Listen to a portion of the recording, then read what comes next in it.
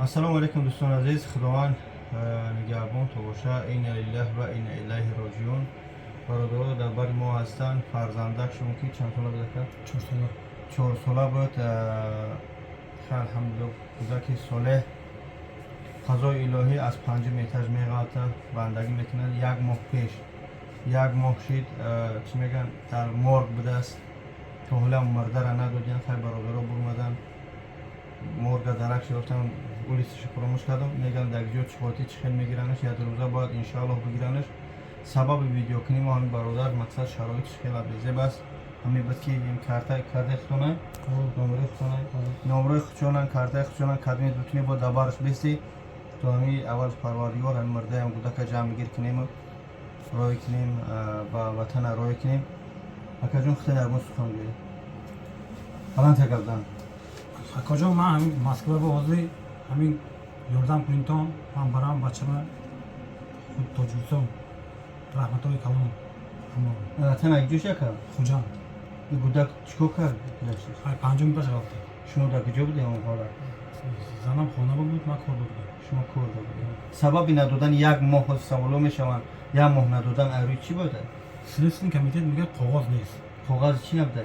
همین برای همین باید کدن من بردم در کار آیا میگه که ساعت رو خریدی پس ساعت رو خریدی کاغذ نیست نیم مشرف اکا جون کی میشه چی میشه برای کما؟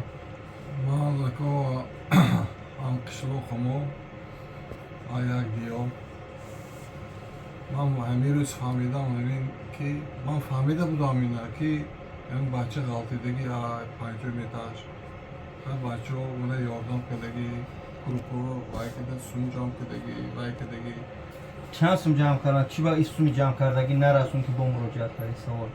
نه وای همون یار دوستای خودم میفهم همه چند تا جمع کردن تخمینا؟ نمیدونم 10,000 5,000 15,000 نمره شما یعنی کم قدر جمع کردی؟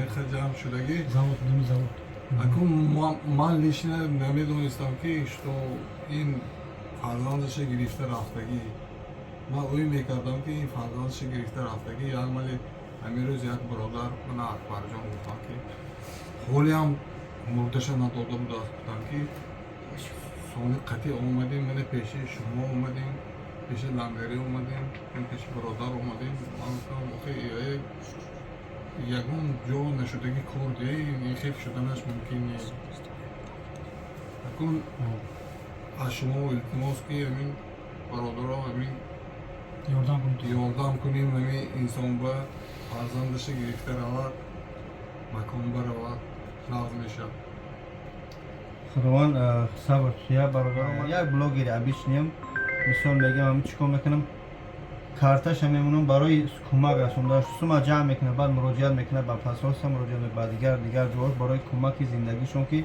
همین گودک برای مرگ مردش جابجا کنه. خدا رحمت مغفرتش کنه.